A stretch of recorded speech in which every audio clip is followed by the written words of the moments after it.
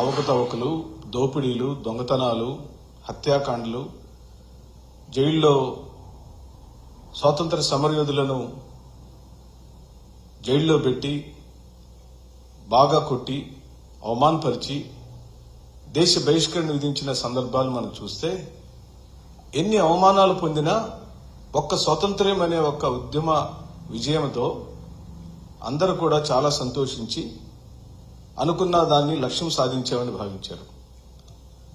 ఆ స్వాతంత్ర్యం సంపాదించుకున్న నాటికి లేదా ఈ రోజుకు కూడా భారతదేశంలో భిన్నమైన కులాలు, భిన్నమైన మతాలు, భిన్నమైన ప్రాంతాలు, భిన్నమైన సంస్కృతులు, భిన్నమైన సాంప్రదాయాలు, భిన్నమైన ఆహారపు అలవాట్లు, భిన్నమైన సాంప్రదాయాలు, ఇన్ని విభిన్నమైన సాంప్రదాయాల, భాషల, ప్రాంతాల కలయికే స్వతంత్ర భారతదేశం.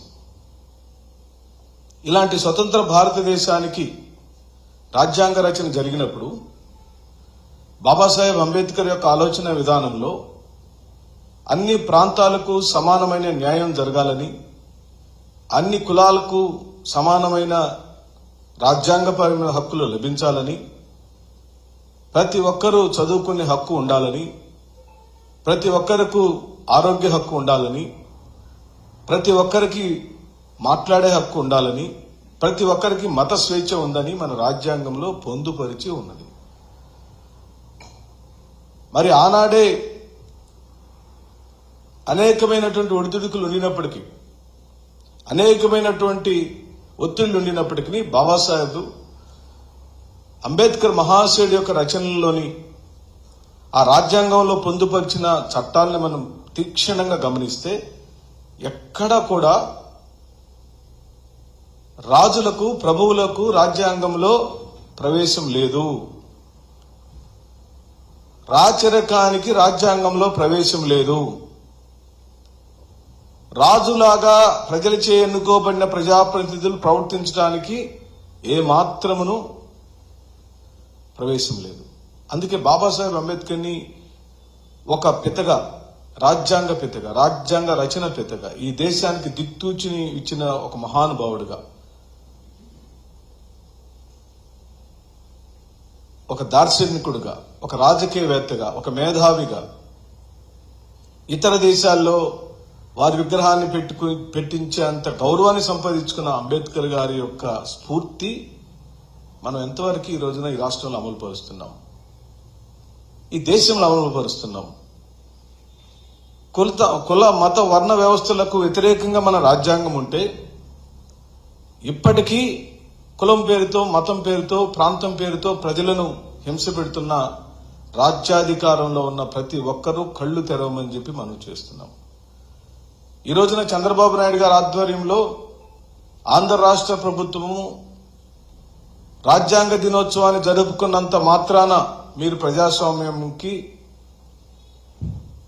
ప్రజాస్వామ్యాన్ని పరిరక్షించినట్టు కాదు. ఓ పక్కనేమో ప్రజలచే ఎన్నుకోబడిన మీరు అనగా మీ ప్రభుత్వం, మీ కూటమి ప్రభుత్వం ప్రజల యొక్క జీవన విధానానికి, ప్రజల యొక్క ప్రాథమిక హక్కులైన మాట్లాడే హక్కుని అనగా వాక్ స్వాతంత్ర్యాన్ని, జీవించే హక్కుని లేదా భావ ప్రకటన స్వేచ్ఛని మీరు ఉక్కు పాదం పెట్టి ఈ రోజున ఈ రాష్ట్రంలో అణగదొక్కుతూ ఒక ముఖ్యమంత్రి స్థాయిలో ఉన్న మీరు రాజ్యాంగ దినోత్సవాన్ని జరుపుకునే హక్కు మీకు ఎక్కడుంది చంద్రబాబు నాయుడు గారు అని చెప్పి అడుగుతున్నాం. భారత రాజ్యాంగం ప్రకారం నడపాల్సిన మన ప్రభుత్వాన్ని రెడ్ బుక్ రాజ్యాంగంలోకి మార్చి ఏ మాత్రం సిగ్గు లేకుండా, ఏ మాత్రం బిడియం లేకుండా,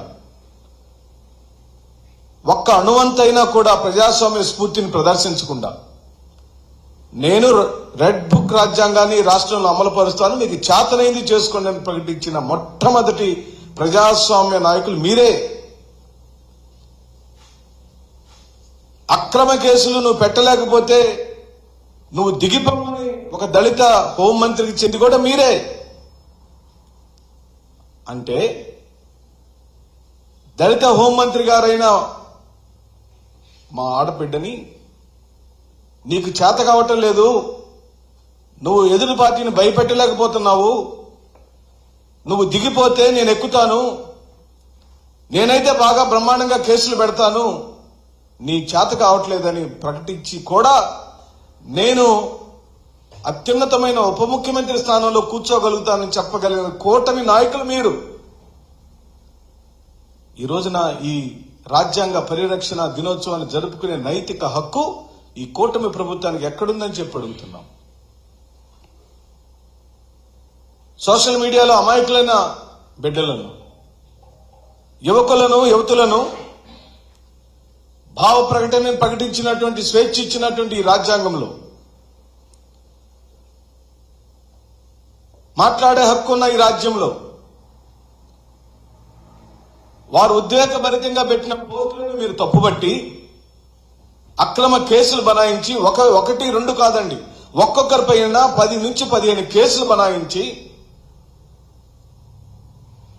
రాజ్యాంగానికి తూట్లు పొడిచిన చంద్రబాబు నాయుడు గారికి ఈ రోజున రాజ్యాంగ దినోత్సవాన్ని జరుపుకునే నైతిక హక్కు ఎక్కడుంది అని చెప్పి అడుగుతున్నాం.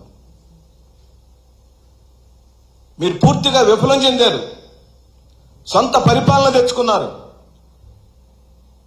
నీరో చక్రవర్తి యొక్క పరిపాలన గుర్తు చేస్తుంది మీ పరిపాలన, మీ విధానం, మీ యొక్క ఆలోచన విధానం.